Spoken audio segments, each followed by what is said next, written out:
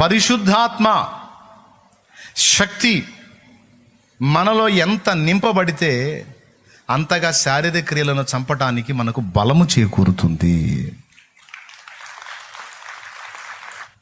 మీరు ఏదో ఉంటుంది కదండి, డబ్ల్యూడబ్ల్యూ రెజ్లింగు, అట్లా బరిగొడ్లు బాదుకుంటాడు, కుర్చీలు తీసుకొని ఎట్టు పడితే అటు కొట్టుకుంటూ ఉంటారు. ఐడియా ఉందా మీకు? అది రెజ్లింగ్, కొట్టుకుంటూ ఉంటాం. ఇప్పుడు వాడు అల్పాహారం తీసుకుంటే వాడు తట్టుకుంటాడు, ఆ తన్నులకి సచ్చి ఊరుకుంటాడు. ఒక పక్క పట్టుకొని బాత్తా ఉంటే ఒక పక్క లేచి వస్తూ ఉంటాడు. వాడు ఏ టైపులో తింటే అట్ట తయారయ్యాడు.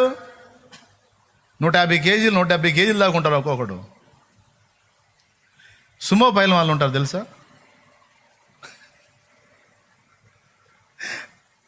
సుమోనా ఇది వాళ్ళ పేరు. చైనాలోనే ఎక్కడ ఉంటారు. వాడు ఒక్కొక్కడు ఇంతలా కప్పలాగా ఉంటాడు. ఇంతలా ఐడియా ఉందా మీకు? వాళ్ళు ఏం లేదు, వాడు పడ్డాడంటే మనం ఇక అయిపోయినట్టే, ఎక్కడెక్కడ ఇరిగిపోతాయి. ఇంత లావు ఉంటారండి వాళ్ళు. వాళ్ళని చూస్తే అధిక బరువు అన్న సమస్య అనిపించదు మనకు అసలు. మనమేమో గట్టిగా 100 కిలోలకు వచ్చామంటేనే డాక్టర్లు మొత్తుకొని చెబుతారు, చాలా వెయిట్ తగ్గాలని. మరి వాడు 250 కేజీలు 350 కేజీలు 500 కేజీలు అర టన్ను. మరి వాళ్ళకి ఎందుకు గుండె జబ్బులు రావట్లేదో, వాళ్ళకి ఎందుకు హార్ట్ అటాకులు రావట్లేదో నాకు అర్థం కావట్లేదు. ఇక వాడికి అచ్చంగా అదే పని, దొరికినట్టు తింటమే. తినిక మన వాన పడ్డప్పుడు బయటకు వస్తాయి కప్పలు, భూగర్భంలో ఉండి ఊరి ఇంత లావై భయంకరంగా బయటకు వస్తాయి బాగా వర్షం పడ్డప్పుడు. ఐడియా ఉందా మీకు? చూసారా? వాటిని ఏదో అంటారు ఏ కప్పలో. సేమ్ అట్టు ఉంటాడు వీడు. దేవునికి స్తోత్రం. వాడు రోజుకి ఎన్ని పౌండ్ల ఆహారం తింటుంటాడు ఒక ఎత్తుకొచ్చి. ఇక దొరికింది అన్నట్టు తింటాను. ఇప్పుడు నేను ఆ సంగతి ఎందుకు చెప్పాను? మీరు కూడా ఆ విధంగా తిని కాదు, అందుకు కాదు చెప్పింది. మీరు భౌతికంగా అద్దుగా వాళ్ళురా చూడు ఎట్టున్నారో, వాళ్ళు 300 కేజీలు 400 కేజీలు అర టన్ను, అంత భయంకరంగా ఉంటారు వాళ్ళు. అడ్డుగా చాలరా ఇంక వేరే పుట్ట వద్దురా, సరిపోయాడు వాడు. వాడికి లేదేందండి హార్ట్ అటాక్. దేవునికి స్తోత్రం, హల్లెలూయా. మరి కొంచెం లావ్ అవ్వగానే హార్ట్ అటాక్ అంటే ముందు అసలు సహజంగా వచ్చే హార్ట్ అటాక్ సంగతి అవ్వగానే వీళ్ళు జనాల దెబ్బగా వచ్చేస్తుంది. ఆ సైజులో తయారైనడు వాడు ఎంత వెయిట్ ఉంటాడు మీరు ఊహించండి. అర టన్ను తక్కువ ఉంటాడా? కాట కూడా గడగడలాడిపోద్దాడు ఎక్కితే. దేవునికి స్తోత్రం, అంతున్నాడు చూడు. అయితే స్పిరిచువల్గా ఆత్మ సంబంధముగా మనము అంత బలిష్ఠులం కావాలి. అది ఇక్కడ పాయింట్. ఆత్మ సంబంధంగా అంత బలిష్ఠులం కావాలి. మనమేమో ఆత్మ సంబంధమైన విషయాల్లో బలిష్ఠులం కాకుండా భౌతిక విషయాల్లో బలిష్ఠులమై ఉండున్నట్లు తెంపు లేకుండా రోజుకి 5 సార్లు తింటాం. 3 సార్లు ఫుడ్ తింటాం. మధ్యలో 11ంటికి ఒక రౌండ్, సాయంత్రం 5ంటికి ఒక రౌండ్ అదనపు ఫుడ్. మధ్యలో కాయలు గరుపులు అన్నీ కలిపి రోజు బాడీ ఏమాత్రం తగ్గకుండా బ్యాలెన్స్గా చూసుకుంటూ ఉంటాం. ఇంకా పెరగటమే కానీ తగ్గటాలు ఉండవు. కానీ పౌలు దేహాన్ని చూస్తే ఆశ్చర్యపోతారు.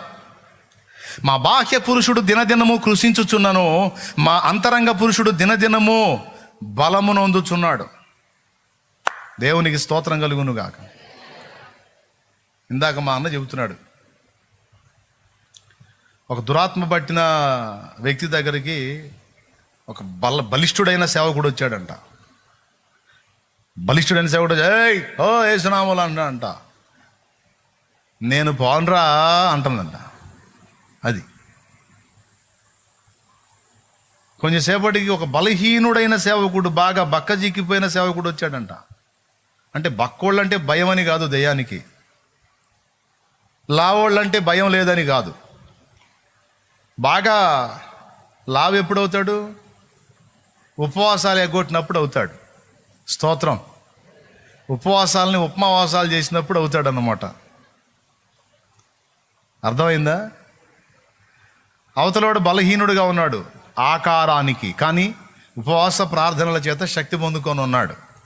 అతడు ఎంటర్ అయ్యాడు, అతను గద్దించక మునిపే ఆ దయ్యం వాడిని పడేసి వెళ్ళిపోయింది.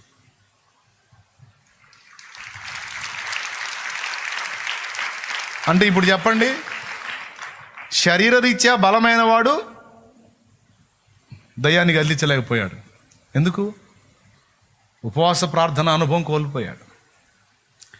శరీరరీత్యా ఉపవాసం ఉండి దేహాన్ని కంట్రోల్ చేసుకొని దేవుని ఆత్మశక్తితో నింపబడి, పౌలు అన్నాడు, బాహ్య దేహం కృషించుచున్నది, ఆత్మీయంగా మేము బలంగా ఉన్నాం. ఎంత అంటే దేవుని ఎదుట దుర్గములను పడద్రోయ జాలి కలిగినంత బలమైన ఆయుధములు కలిగి ఉన్నాం, అంత బలవంతులుగా కూడా మేము ఉన్నామన్నాడు ఆయన. కానీ వెలిచూపులకు చూస్తే పౌలు చాలా బలహీనుడుగా కనపడతాడు. కానీ పుతోను అనే దయ్యం, వాళ్ళందరూ దేవతగా ఆరాధించుకుంటూ ఉన్నారు దాన్ని. పుతోను అనే మాటకి నిఘంటువులో చదివా, నాగమ్మవారు అని రాసింది అక్కడ. ఆ ఆత్మ చేత ఒక అమ్మాయి శోధించబడతా ఉంటే ఒకే ఒక గద్దింపు,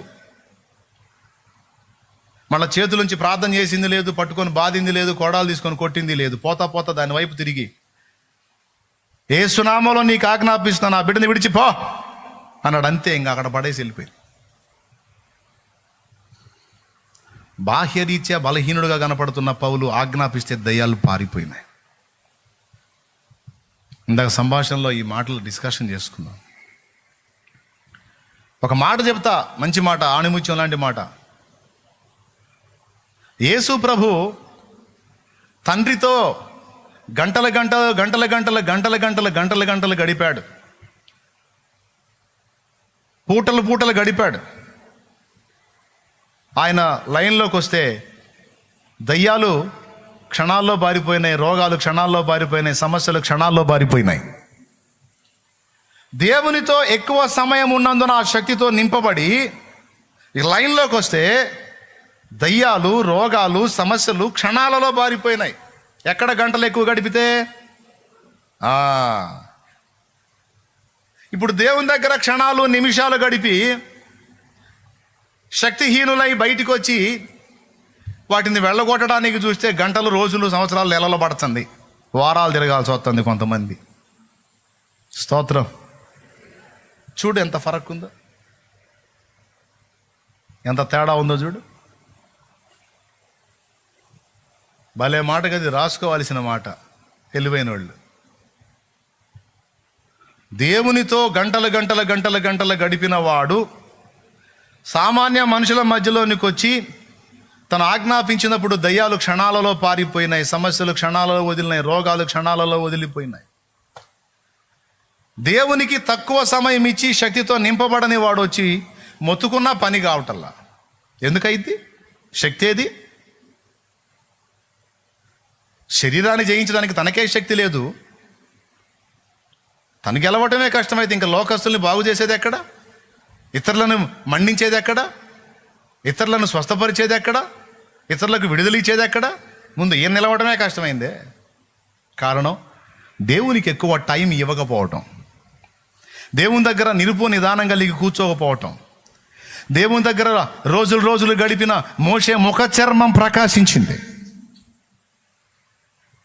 అరే దానికి అసలు విలువ ఇవ్వకుండా అంత పైపైన తిరుగుతా కార్యాలు జరగాలంటే ఎట్లా జరుగుతాయి బాబు? అది విశ్వాసులకైనా సేవకులకైనా జరగదు.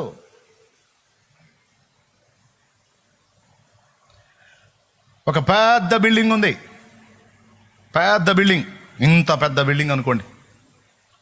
అందులో పెద్ద పెద్ద లైట్లు ఉన్నాయి, ఫ్యాన్లు ఉన్నాయి, వందలాది ఫ్యాన్లు ఉన్నాయి, ఏసీలు ఉన్నాయి, అన్నీ ఉన్నాయి, అన్ని క్వాలిటీ కంపెనీ ఐటమ్. కానీ ఒక్కటి పని చేయట్లా.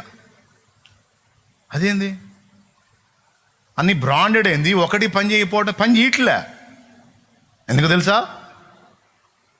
వీటన్నిటినీ తిప్పగలిగే శక్తినిచ్చేటువంటి విద్యుత్కి కనెక్షన్ ఇవ్వాల. స్తోత్రం. ఇంకెట్లా? ఎంత బ్రాండెడ్ ఆ వస్తువైనా, ఎంత కంపెనీ ఐటమ్ అయినా, ఎంత పెద్దదైనా చిన్నదైనా, పవర్ సప్లై లేనప్పుడు అవన్నీ అంతే ఆగిపోతాయి. ఒక పవర్ మెయిన్ లైన్తో ఒక లింక్ ఇచ్చామంటే మొత్తం సర్రమని తిరుగుతాయి. స్తోత్రం. ఇప్పుడు సేవకులు కానీ విశ్వాసులు కానీ ఎవరైనా సరే చాలా వరకు మెయిన్ లైన్తో కనెక్షన్ కట్ చేసుకొని ఉన్నారు. కనెక్షన్ ఏర్పాటు చేసుకోవాలా. దేవుని దగ్గర నుండి శక్తి పొందుకోవాలి. ఆ శక్తి మనం నిలబడటానికి, ఇతరులను నిలబెట్టడానికి ఉపయోగపడుతుంది. ఆ విలువని గుర్తుపట్టాలి. వినేటప్పుడు బాగానే ఉంటుంది, అరే కరెక్టే కదా అనిపిస్తుంది, తీర్మానాలు కూడా జరుగుతున్నాయి, కానీ 2-3 రోజులను ఇది మర్చిపోయేటట్టు చేస్తున్నాడు సైతాను. అలా కాకుండా దీన్ని గ్రహింపులో పెట్టుకొని సాధన చేస్తే ఎట్లుంటుంది ఊహించండి ఒక్కసారి. పరిశుద్ధాత్మను నింపుకునేటట్లు ఈ పైలవాన్లు దొరికినట్టు తిని 50 కేజీలోడు 500 కేజీలు అయినట్టు దేవుని వాక్యాన్ని తినాలి, ప్రార్థన అనుభవంలో కొనసాగాలి, దేవునికి సంబంధించిన విషయాలతో నింపుకుంటా ఉండాలి. పరిశుద్ధాత్మ అందించే విషయాలన్నింటినీ నింపుకుంటా ఉండాలి. అది జరగాల్సింది. తిండి పిచ్చి, నిద్ర పిచ్చి, లోక భోగాల పిచ్చి, లోక ఆశల పిచ్చి, లోక వ్యామోహాల పిచ్చిలో ఉన్నోడు వాడు బాగుపడటమే కష్టం. ఇక లోకుల్ని ఏం బాగు చేస్తాడు? తను బాగుండి లోకుల్ని బాగు చేయాలంటే ముందు తను సరిచేయబడాలి. ఆ వ్యామోహాల్లోంచి ముందు బయటికి రావాలి. మితముగా నామమాత్రంగా లోకంలో ఉన్నామట్టు ఉండాలి. ఎక్కువ శాతం దేవుని ఆత్మ సంబంధమైన విషయాలు లోపలికి నింపుకుంటూ ఉండాలి. పౌలన్న మాట అనాలి, మా బాహ్య పురుషుడు అంటే మా బయటి కనబడుతున్న దేహం దినదినము కృషించుచున్నను, మా అంతరంగ పురుషుడు దినదిన ప్రవర్ధమానముగా వర్ధిల్లుచున్నాడన్న మాట మనం మాట్లాడాలి. ఆ మెట్టుకు రావాలి.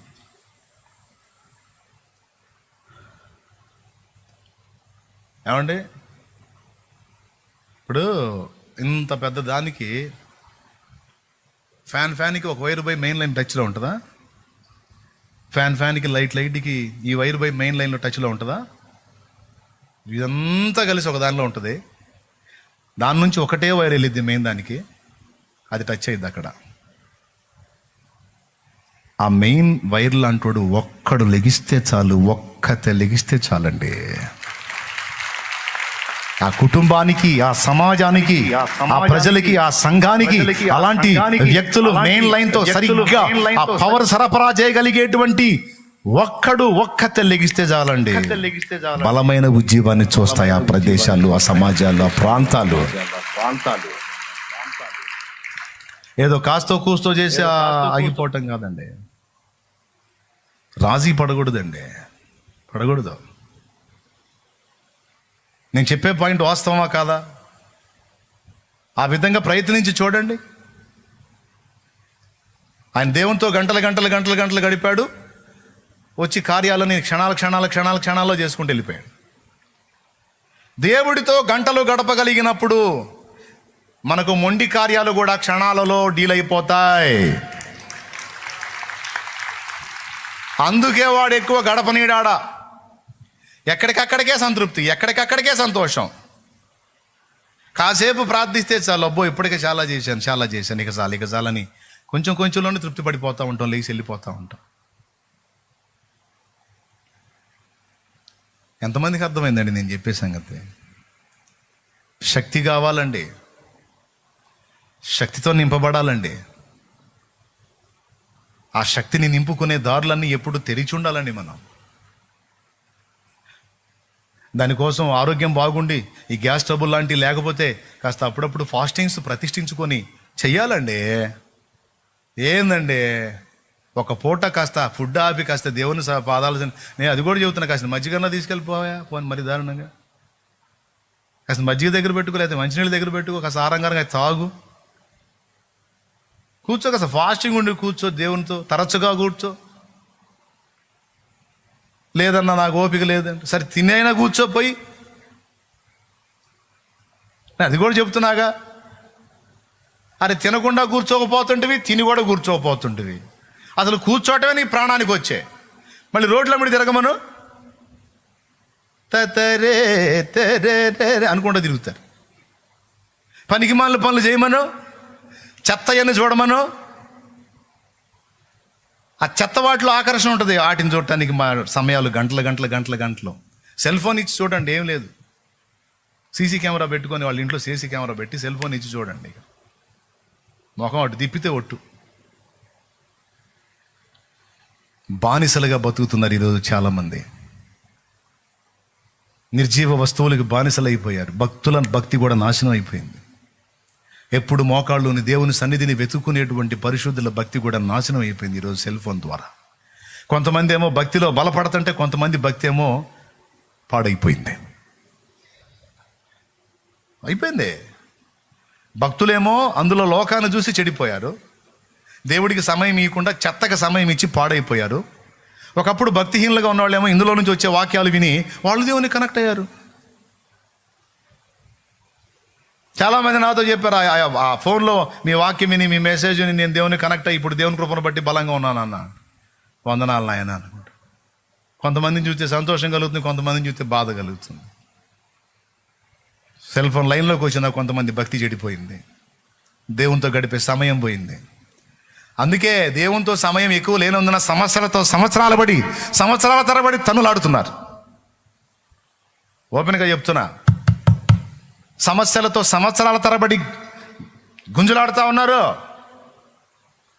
పోరాడుతూ ఉన్నారు. యేసయ్య సంవత్సరాల తరబడి పోరాడా? అపోస్తలులు సంవత్సరాల తరబడి పోరాడారా సమస్యలతో?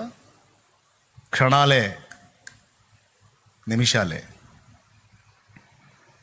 మొండి సమస్యలు కూడా క్షణాలలో వాళ్ళను వదిలిపోయినాయి, నిమిషాలలో వదిలిపోయినాయి. కారణం, వారు దేవునితో ఉండటం నేర్చుకున్నారు. అపోస్తలులు నేర్చుకున్నారు, ప్రభు చేశాడు ఆ పని. పాత నిబంధన ప్రవక్తలు చేశారు, భక్తులు చేశారు.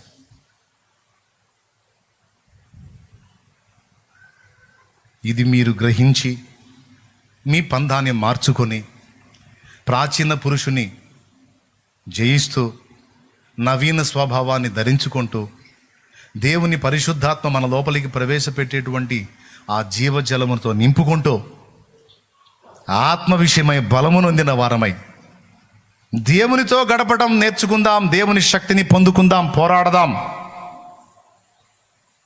అదేదో డబ్బిచ్చితే వచ్చేది కాదండి, లేకపోతే ఇంకొక రకంగా ఏదో మర్యాదలు చేస్తే వచ్చేది కాదండి. మనం ప్రభు పాదాలు పట్టుకొని ఆయన సన్నిధిని గోజాడితే వచ్చేది శక్తి. దేవునితో సత్సంబంధాన్ని ఏర్పరచుకుంటే మెయిన్ లైన్తో వెళ్ళి వైర్ కనెక్ట్ కావాలి. సర్వీస్ వైర్ ఏదైతే ఉందో మెయిన్ వైర్, అది మెయిన్ లైన్తో కనెక్ట్ అవ్వాలి. దానిలో నుంచి 2 వైర్లు డివైడ్ అవుతాయి. 2 వైర్లలో ఒకటేమో మెయిన్ ఉంటుంది, ఒకటేమో ఎత్తది ఉంటుందా? ఏదో మీరే చెప్పండి. కానీ ఒకటైతే నిజం, ఒకటే సర్వీస్ వైర్ వెళ్ళి దానికి తాకుతుంది. అందులోంచి శక్తి సరఫరా మొత్తాన్ని తిప్పిద్ది. నాకు నేర్పాడు దేవుడు. ఒరే, ఈ ఫ్యానుల్లాగా మనుషులు ఉన్నారు అనుకోరా.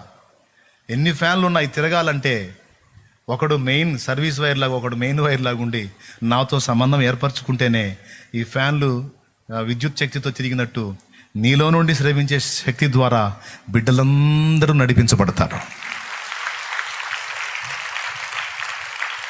నువ్వు నాతో సంబంధాన్ని తెంచుకున్నావు అనుకో, ఫ్యాన్లు ఉండటానికి కనపడతాయి కానీ తిరగవరా. అలాగే వ్యక్తులు ఉండటానికి ఉంటారు కానీ ఫలించరు, నిష్ఫలులైపోతారు, జాగ్రత్త అని చెప్పాడు. అన్న, నేను కొన్ని సమస్యలతో వారాల తరబడి, నెలల తరబడి, సంవత్సరాల తరబడి పోరాడుతున్నాను అన్నోళ్ళు చేతులు ఎత్తండి. కొన్ని సమస్యలు ఉన్నాయన్న, నాకు ప్రాబ్లమ్స్ కొన్ని ఉన్నాయి.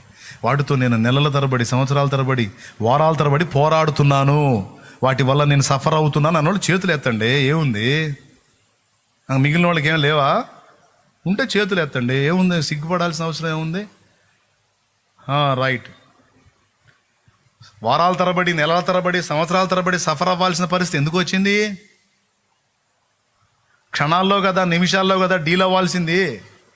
యేసు ప్రభుకు కానీ, అపోస్తలులకు కానీ, పాత నిబంధనల ప్రవక్తలకు కానీ, భక్తులందరికీ కూడా సమస్యలు క్షణాలతో డీల్ అయిపోయినాయి కదా, నిమిషాలతో డీల్ అయిపోయినాయి కదా. మరి ఎందుకని మనం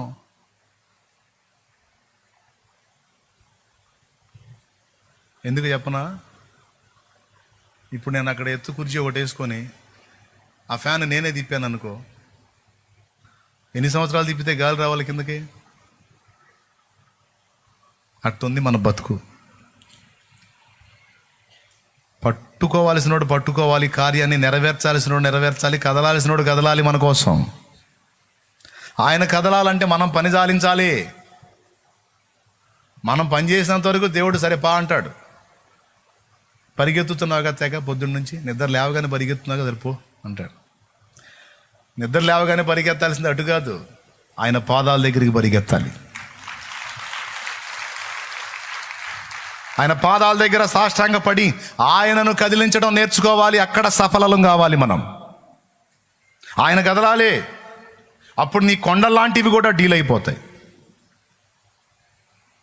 దేవుణ్ణి కదిలించటం నేర్చుకోవాలి. అరే వదిలేశారండి, ఈరోజు వదిలేశారా? పట్టించుకోవటమే మానుకున్నారు.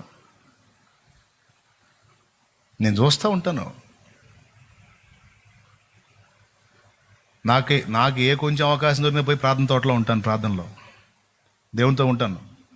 అక్కడికి వెళ్ళానంటే దేవుడికి ముందే చెప్తాను, నాకు ఇక్కడికి వచ్చానంటే నీతో గడపడానికి వచ్చాను ప్రభువా, నీకు స్తోత్రం అని.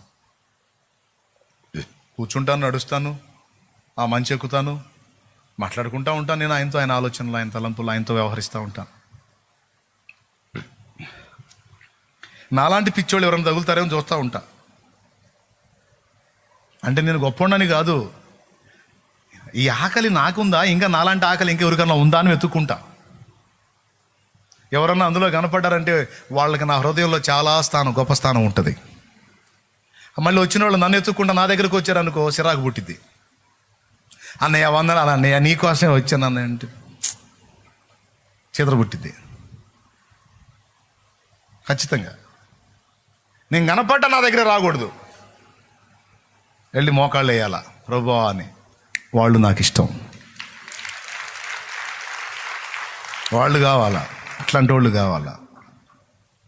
కొంతమంది అట్ట కాదు, పొద్దున్న నుంచి సాయంత్రం దాకా అయినా సరే నేను ఆ మంచి దిగిందాకా అట్టనే ఉంటా.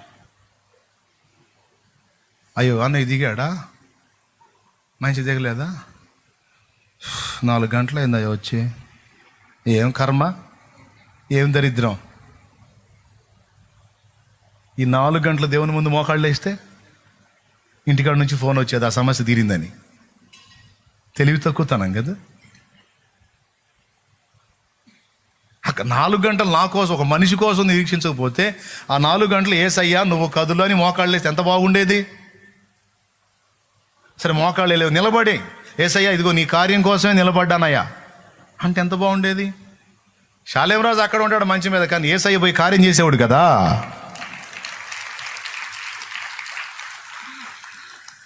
సేవకుల్ని కనిపెడతాను, విశ్వాసుల్ని కనిపెడతాను, పరిచారకుల్ని కనిపెడతాను. ఎవరున్నారు, ఈ రహస్యాన్ని గుర్తుపట్టిన వాళ్ళు ఎవరున్నారని నా కళ్ళు ఎతుకుతూ ఉంటాయి. మరేం మైండ్ పోయి అనుకున్నావా? మీరు నాకు కనీసం గుడ్లు కొనుక్కున్నా అన్న డబ్బులు కూడా తీసుకెళ్ళి పెట్టాడా?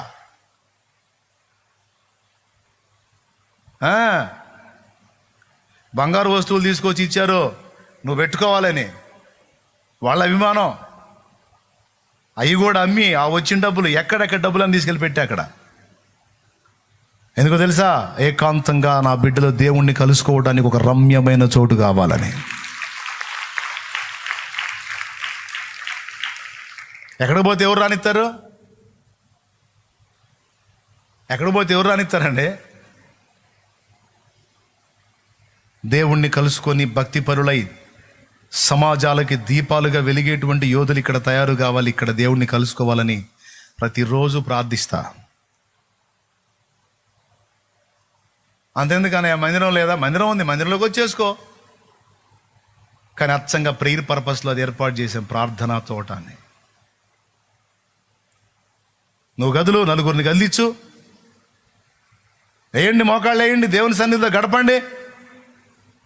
ఉపవాసం ఉండగలిగితే ఉండండి, లేకపోతే తినండి, అంత తెచ్చుకొని తిని గడపండి. అట్లా దేవునితో కనెక్షన్ ఏర్పాటు చేసుకున్న వాళ్ళు, దేవునితో కనెక్ట్ అయిన వాళ్ళే భవిష్యత్తు సంఘానికి దీవెనకరమైన పాత్రలు అవుతారు. వాళ్ళు వర్ధిల్లుతారు, వాళ్ళ ద్వారా కార్యాలు జరుగుతాయి. ఈ ఊరు వాళ్ళకి, ఇక్కడ చుట్టుపక్కల వాళ్ళకి ఛాన్స్ ఉందన్నయ్య, మరి మాకు లేదు. కానీ నీకు ఉన్న దగ్గర పోవయ్యా, ఎక్కడో దారి చూసుకొని దేవునితో గడపడానికి సమయం కేటాయించవయ్యా. దేవునితో,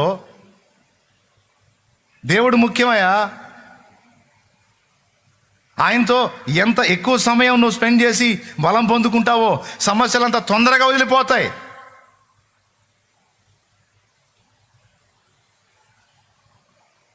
మోషేను చూసినా, ఏలియాను చూసినా, ఎలీషాను చూసినా, ఎలీషా ఏ కొంచెం అవకాశం దొరికినా వీళ్ళు మోకాళ్ళు వేస్తాడు. పేతురును చూడు, కింద ఆహారం వండుతూ ఉన్నారు, రెడీ చేస్తూ ఉన్నారు, ఖాళీ కూర్చోవచ్చు. ఆ వండే వాళ్ళతో మీటింగ్లు వేసుకుంటా, అమ్మా చపాతీలో నాటుకోడి వేసుకొని తింటే ఉంటుందే, అబ్బో ఆ టేస్ట్ అనుకుంటూ కూర్చోవచ్చు అక్కడ, పనికి మళ్ళీ మీటింగ్ వేసుకొని. అట్లా కూర్చోలా, మిద్దె మీదకి ఎక్కాడు. మిద్దె మీదకి ఎక్కి మోకాళ్ళు వేసాడు. మోకాళ్ళు వేసి ప్రభువా అన్నాడు.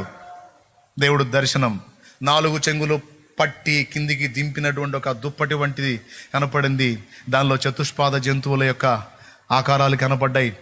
ఈయన ఆకలి కొని ఉన్నాడు.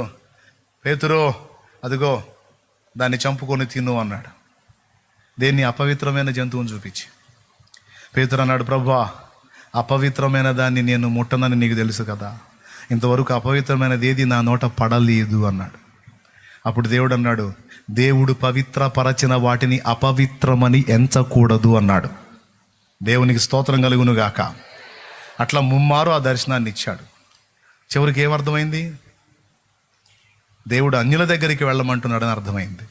ఆ తర్వాత కొర్నేలు ఇంటికి వెళ్ళి అక్కడ వాళ్ళందరూ దేవుని కొరకు పట్టబడేటట్టు పేతురు వాడబడతాడు. అది ఏ కొంచెం సమయం దొరికినా, ఏ కొంచెం అవకాశం దొరికినా మన దేవుని సన్నిధి కదా వెతకాలి.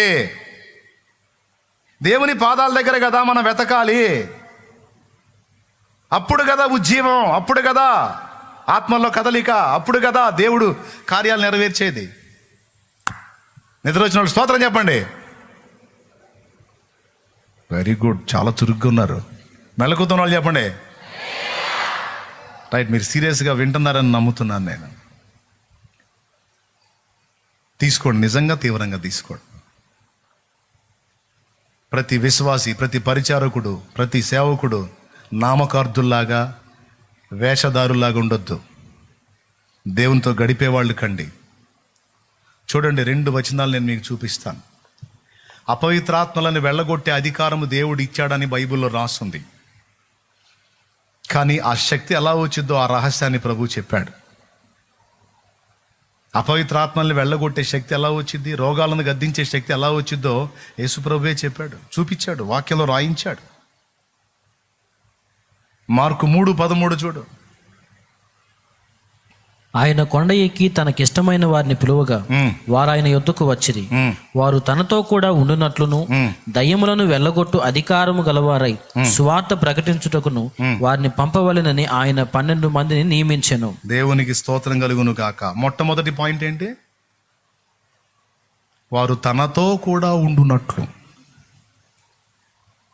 నేను చెప్తున్నా, ఇన్ని ఫ్యాన్లు కాదు, ఇంకా ఇన్ని ఫ్యాన్లు తిరగాలన్నా సరే మెయిన్ లైన్కి ఒక వైర్ లింక్ ఉండాలి. మెయిన్ లైన్కి ఒక వైర్ లింక్ ఉండాలి. అట్లాగే అపోస్తలులారా, నా పిల్లలారా, మీరు నాతో సరైన అనుబంధాన్ని కలిగి ఉంటేనే లోకాన్ని మండించగలరు, దయ్యాలను వెళ్ళగొట్టగలరు, మనుషుల్ని రక్షించగలరు, రోగాలను బాగు చేయగలరు. నాకు వేరుగా ఉండి మీరు ఫలించలేరు అన్నాడు. నాతో ఉండండి, నాతో ఉండండి, నాతో ఉండండి. ఎన్ని వచనాలు ఉన్నాయో తెలుసా? ఈ వచనం అయిపోయిందా? యోహాను సువార్త 15వ అధ్యాయం 1వ వచనం నుంచి చదివితే ద్రాక్షావల్లిని నేను తీగలు మీరు నాలో ఫలింపని ప్రతి తీగను కూడా తండ్రి తీసేస్తాడు. ఫలించే తీగ ఇంకా బాగా ఫలించాలని దానిలో పనికిరాని తీగల్ని తీసేస్తాడు. ద్రాక్షావల్లిని నేను తీగలు మీరు నాకు వేరుగా ఉండి మీరు ఫలించలేరు అన్నాడు. నాకు వేరుగా ఉండి ఫలించలేరు, నాతో ఉండాలి, నాతో అంటు కట్టబడి ఉండాలి. శక్తి ఎప్పుడూ నా నుండి మీకు సరఫరా అవుతూ ఉండాలి. ప్రభావం ఎప్పుడు నా నుండి మీకు సరఫరా అవుతూ ఉండాలి. ఎప్పుడు సరఫరా అయింది? మీరు నాకు అందుబాటులో ఉన్నప్పుడు సరఫరా అయింది. ద్రాక్షావల్లి నుండి తీగ కట్ అయితే కొంతకాలం పచ్చగానే ఉంటుంది, కానీ ఒకనాటికి ఎండిపోయింది. ఈ వచనమేనా? ఇంకెన్ని ఉన్నాయి? నా యందు నిలిచి ఉండుడి, నేను మీ యందు నిలిచి ఉందును. ఎన్ని వచనాలు ఉన్నాయో. అంతేకాదు, శృంగారమున దేవాలయం దగ్గర పుట్టినది మొదలు కొన్ని కుంటివాడైన మనుషుని స్వస్థపరిచినప్పుడు పేతురు యోహాన్లు ఆ ఆశ్చర్యకార్యం జరిగినప్పుడు 5,000 మంది పట్టబడతారు, దేవుని వైపు తిప్పబడతారు. 5,000 మంది ఒక్క దినమందే. ఇంత పెద్ద స్పష్టమైన సూచక క్రియ జరిగితే ఇక వాళ్ళని దెబ్బతీయాలనుకున్న వాళ్ళు కూడా ఆశ్చర్యపోతారు. వీళ్ళని ఏం చేయలేకపోతున్నావు ఏంట్రా? వీరి ద్వారా విశేషమైన సూచక క్రియ చెయ్యబడి ఉన్నది. ఇప్పుడు మనం ఏం చేసినా జనం మన రాళ్ళు తీసుకొని కొడతారు అని వాళ్ళు విభ్రాంతి నొంది వాళ్ళు పేతురు యోహాన్ల ధైర్యం చూచినప్పుడు వాళ్ళు ఇలా అనుకున్నారట. 4వ అధ్యాయం, అపోస్తలుల కార్యం 4వ అధ్యాయం 13వ వచనం. వారు పేతురు యోహాన్ల ధైర్యమును చూచినప్పుడు వారు విత్తలేని పామురులను గ్రహించి ఆశ్చర్యపడి వారు యేసుతో కూడా ఉండిన వారిని గుర్తెరిగిరి. అది వాళ్ళ రహస్యం. ఈ శక్తి వీళ్ళకి ఎక్కడి నుంచి వచ్చింది? ఈ బలం వీళ్ళకి ఎక్కడి నుంచి వచ్చింది? వెండి బంగారంలో నా యొద్ద లేవు గాని నాకు కలిగినదే నీకు ఇచ్చుచున్నాను. ఏం కలిగింది? యేసు నామమును కలిగి ఉన్నారట. చదవండి ఒకసారి ఆ మాట, ఎంత బాగుంటుందో చూడండి.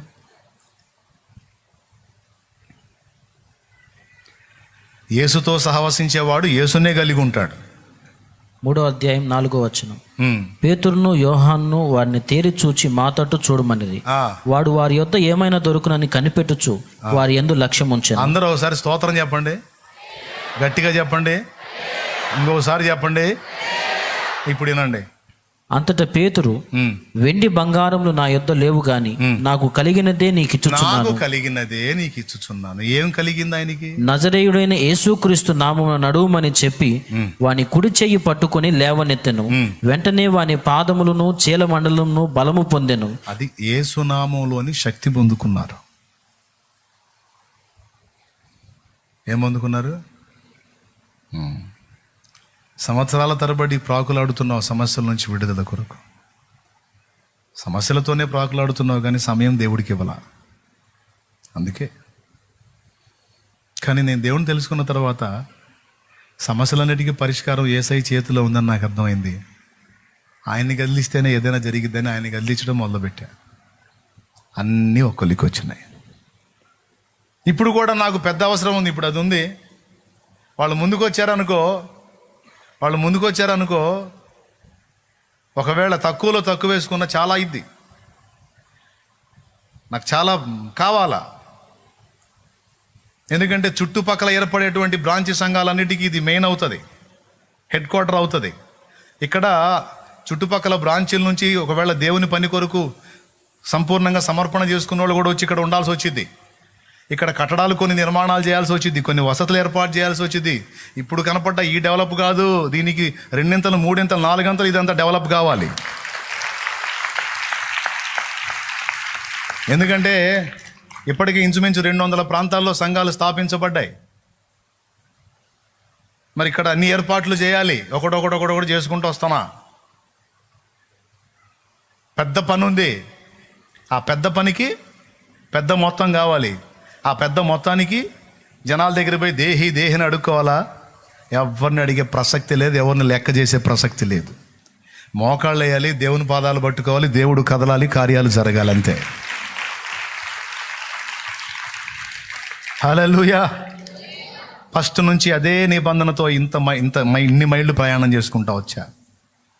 మోకాళ్ళు వేయటం, ఆయన గదిలించడం, ఆయన కార్యాలు చేయటం. సమస్యలు వచ్చినా కూడా మోకాళ్ళు వేయటం, ఆయన గదిలించడం, ఆయన డీల్ చేయటం. ఒక్కటే ప్రార్థన, ప్రార్థన, ప్రార్థన, ప్రార్థన. ఆయన ఆయన ఆయన. ఓ ఎన్ని కార్యాలో. కాబట్టి ఇప్పుడు ఏం నేర్చుకున్నారు ఈరోజు మీరు? బాహ్య పురుషుడు బలహీనపడిన ఆంతర్య పురుషుని దినదిన ప్రవర్ధమానంగా బలపరుచుకోవాలి. ఓకే. ఫిలిప్పులు పేతురు యోహానులకు ఇవ్వవలసిన రెస్పెక్ట్ని వాళ్ళకి ఇవ్వాలి. సీమోన్లు ఏం చేయాలి? ఫిలిప్పుతో కాంటాక్ట్ అవ్వాలి. ఓకే. వీటన్నిటితో పాటు శక్తి యొక్క రహస్యం ఎక్కడుంది? దేవుని దగ్గర ఉంది. దేవుని దగ్గర మనం గంటలు గడపగలిగితే సమస్యలు నిమిషాల్లో డీల్ అయిపోతాయి. దేవుని శక్తిని పొందగలిగితే సంవత్సరాలు పీడించిన మొండి దయాలు కూడా జనాల్ని క్షణాల్లో వదిలిపెట్టిపోతాయి. నాయకులు, విశ్వాసులు అందరూ రోషం తెచ్చుకోండి, సిగ్గు తెచ్చుకోండి, పట్టుబట్టండి, నలిగిపోకండి. కోల్పోయిన ఆత్మీయతను తిరిగి పుంజుకోండి, తిరిగి పొందుకోండి. దేవునితో సత్సంబంధాన్ని ఏర్పరచుకోండి. రండి, దేవుని దగ్గర పెనుగులాడండి. కొంచెం అవకాశం దొరికిన ఆత్మ సంబంధంగా ఆలోచన చేయండి. ఒకవేళ సెల్ ఫోన్ నువ్వు వాడినా కూడా అందులో దేవుని మాట, దేవుని పాట, దేవుని పలుకు, దేవుని స్వరం. నీ ఇష్టం. సింపుల్ మ్యాటర్, పెద్ద లోతైన సబ్జెక్టే నేను చెప్పలా, ఈజీగా అర్థమయ్యే మ్యాటరే చెప్పా. మీ ఇష్టం. దాన్ని ఫాలో అవుతారో, ఇక్కడే దులిపేసి ఇంటికి పోతారో నాకు సంబంధం లేదు. నేనైతే దేవుడు నాతో పలికిన ప్రతి మాట చేత రేపబడి రోషం కలిగి అలా ప్రయత్నం చేయాలని నేనైతే నిర్ణయించుకున్నాను. నా వంతు నేను ప్రయాసపడుతున్నాను, దేవుని కార్యాలు చూస్తూ ఉన్నాను. మీకు కూడా అదే నేర్పుతున్నాను. అనుసరించారా? ధన్యులు అవుతారు. సేవకులు, విశ్వాసులు, పరిచయాలు మొత్తం చెప్పే సమయంలో మార్పు రావాలి. ఇంకా ఎక్కువ మనం దేవునికి సమీపం కావాలి, శక్తి పొందుకోవాలి, దేవుని బలం అడగాలి. నేను నమ్మిన వానిని ఎరుగుదును, సిగ్గుపడనెన్నడు. నేను నమ్మిన వానిని ఎరుగుదును, సిగ్గుపడనెన్నడు, సిగ్గుపడనెన్నడు. నన్ను బలపరచువాని అందే సమస్తము నే చేయగలను. నన్ను బలపరచువాని అందే సమస్తము నే చేయగలను. నేను నమ్మిన వానిని ఎరుగుదును, సిగ్గుపడనెన్నడు. నేను నమ్మిన వానిని ఎరుగుదును, సిగ్గుపడనెన్నడు, సిగ్గుపడనెన్నడు. నన్ను బలపరచువాని అందే సమస్తము నీ చేయగలను. నన్ను బలపరచువాని అందే సమస్తము నీ చేయగలను. ఎంతమందికి అర్థమైంది చెప్పిన సంగతులు? సూటిగా సుత్తి లేకుండా డైరెక్ట్గా పాయింట్ మీకు వచ్చేటట్టు చేశాను. దేవుడు కూడా సాయం చేశాడు. ఒక విలువైన సమాచారం మీకు ఇచ్చానని అనుకుంటున్నాను. తర్వాత మీ ఇష్టం.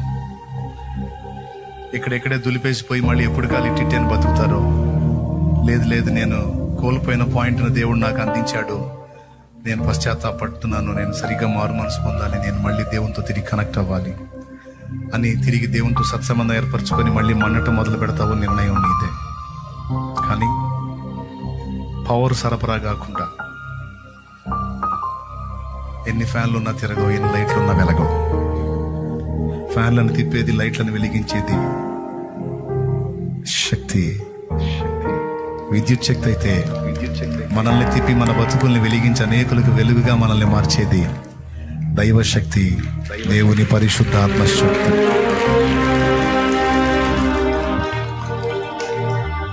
ఇంకా ఎవరి చేతుల కోసమో నువ్వు దయ చూపాల్సిన ఎవరి దయ కోసమో నువ్వు వెంపలాడాల్సిన అవసరంలా, ఎవరి చేతుల కోసం నువ్వు ప్రాకులాడాల్సిన అవసరం.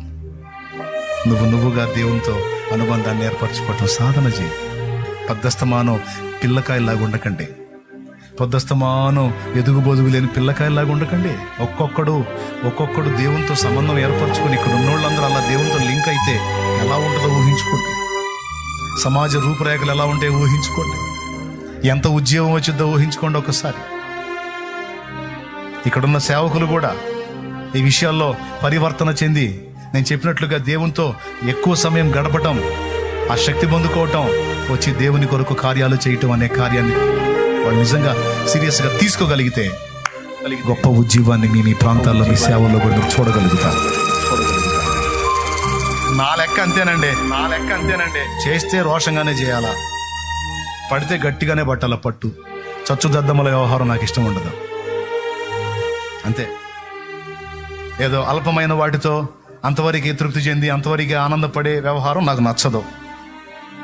తాకితే గట్టిగానే తాకాలి, గొప్ప ఉద్యోగాన్నే చూడాలి. అంతే. రాజీ పడి బతకడం నాకు ఇష్టం లేదు. అరాకొరా చూసుకొని అబ్బో అనుకొని మురిసిపోయే వ్యవహారం నాకు నచ్చదు. చేయాలి, ఇంకా చేయాలి. బలమైన ఉద్యోగాన్ని చూడాలి. ఏం చేస్తారు మరి? దేవుడితో గడుపుతారా? సెల్ ఫోన్తో గడుపుతారా? ఇప్పుడు సెల్ ఫోన్ కూడా కాదు, టీవీలోకే ఎన్నొచ్చినాయి. సెల్ ఫోన్ చూసి కళ్ళు లాగుతున్నాయి బిడ్డలకు పాపం. అందుకని పెద్ద పెట్టుకుంటారు ఇళ్లలో. పెద్ద పెట్టుకొని అంత రిమోట్తోనే యూట్యూబ్ కావాలంటే వచ్చింది, నెట్ కావాలంటే వచ్చింది, గూగుల్ వచ్చింది, నెట్ఫ్లిక్స్ వచ్చింది.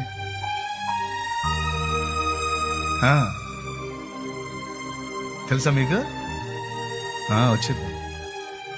ఏవి కావాలంటే వస్తాయి, చూసుకోవచ్చు. జనాల యొక్క ఆత్మీయతను ఆర్పి కూసున్నాడు సైతాన్. నిప్పుల మీద నీళ్లు జల్లినట్టు అందరి భక్తి మీద నీళ్లు జల్లి కూర్చున్నాడు సైతాన్. భక్తి లేదు, అజ్జుడని ఒక పక్క రాకడికి అన్ని సర్వం సిద్ధం అవుతా, పరిస్థితులు అలా ప్యాక్ అవుతా వస్తున్నాయి. దాని స్పర్శనే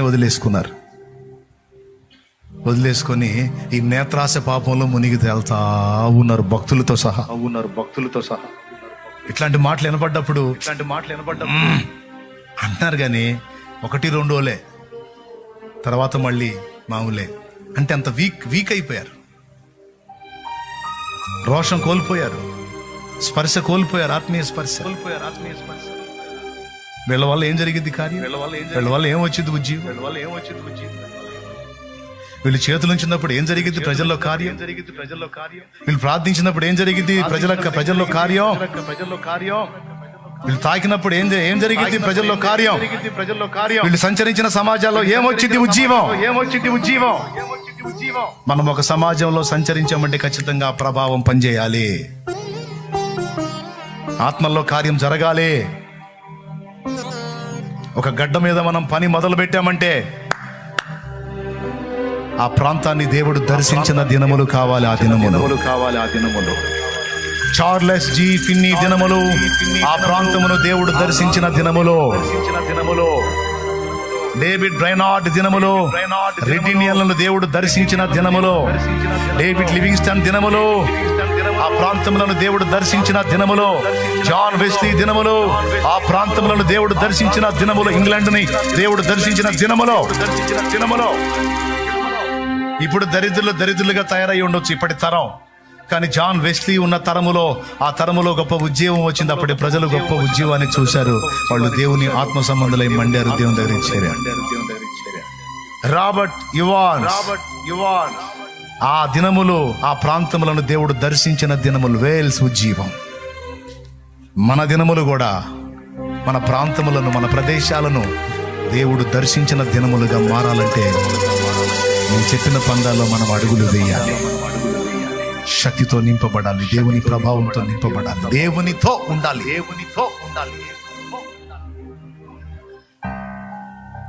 మరియమ్మ చెప్పింది అదే, ఆయన మీతో చెప్పునది. అందరు చెప్పండి, ఆయన మీతో చెప్పునది. ఏం చెప్పాడు? నాతో ఉండండి. పావురమా, నీ స్వరము మధురం, నీ ముఖం మనోహరం, నీ స్వరం నాకు వినబడనిమ్ము, నీ ముఖం నాకు కనబడనిమ్ము అన్నాడు. నువ్వేమో చెత్తవాటికి నీ ముఖం చూపించుకుంటూ కూర్చో, ఆయన ముందుగా. పనికి మాలిన స్థలాల్లో కూర్చుంటున్నావు నువ్వు, పనికి మాలిన వ్యాపకాల్లో కూర్చుంటున్నావు నువ్వు. నో నో నో, దేవునికి చూపించు నీ ముఖం. ఆ ముఖానికి వెలుగు వస్తుంది. దేవునికి వినిపించు నీ స్వరం. ఆ స్వరానికి దేవుడు అధికారం ఇస్తాడు. అది మాట్లాడినప్పుడు కార్యాలు జరుగుతాయి.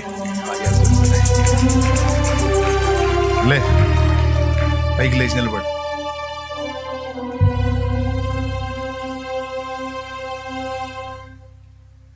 దానికి దీనికి దీనికి దానికి దానికి దీనికి పద్దాకలు భయపడతా కృంగిపోతా, కుమిలిపోతా, తరం పడతా, నీరు గారిపోతా, దిగజారిపోతా. ఛే, ఎంతకాలం ఈ నాశరక బత్తి. కృంగిపోయే వాళ్ళ గురించి వాక్యం ఏం చెప్పింది? శ్రమ దినమున నీవు కృంగితే చేతగాని వాడు అవుతావు అని చెప్పింది వాక్యం. కాస్త కూస్తో ఉన్న సామర్థ్యం కూడా పోగొట్టుకుంటావు నువ్వు కృంగిపోతే. కృంగుబాటుకు తావివద్దు, నేను లేవనెత్తేవాడిని నేనున్నాను, నా వైపు చూడు అంటుంది వాక్యం. భయపడుట వలన మనుషులకు ఉరి వచ్చునని రాయబడి ఉంది. భయం గుప్పెట్లు ఎందుకు బతుకుతున్నావు? విశ్రాంతిలో ఉండమన్నాను నేను. నువ్వు భయంలో ఎందుకు బతుకుతున్నావు? భయపడటం వల్ల ఉరి వచ్చునను. చింతించటం వల్ల మీకేం ప్రయోజనం అంటున్నాడు. భయము, చింత, దిగులు, విచారం, కృంగుబాటు దులిపేయాలి.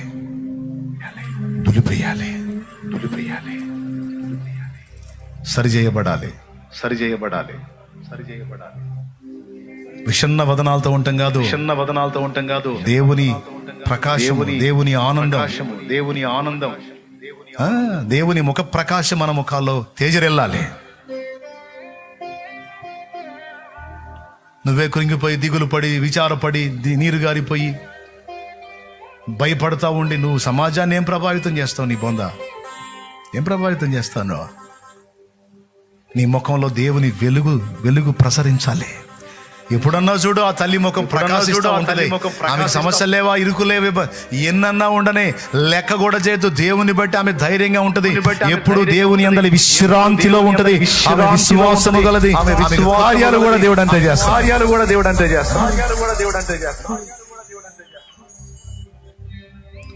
ఆయనకి కార్యాలు కూడా దేవుడు అంతే చేస్తాడు. అది కాదు, సరి చేయబడదాం. ఎవరి దయా దాక్షిణ్యాల కోసమో మనం ఎదురు చూడటం కాదు, వెంపర్లాడటం కాదు. దేవునితో కనెక్ట్ అవుదాం. నా ఆశ, నా ఆకాంక్ష అదే, మిమ్మల్ని అందరినీ నా దేవునికి కనెక్ట్ చేయాలి. ఆయనతో మీరు లింక్ అయ్యారంటే సరఫరా డైరెక్ట్ గా మీకు లభిస్తుంది. అనేక మందిని వెలిగించగలుగుతారు. ఫిలిప్పు లాగా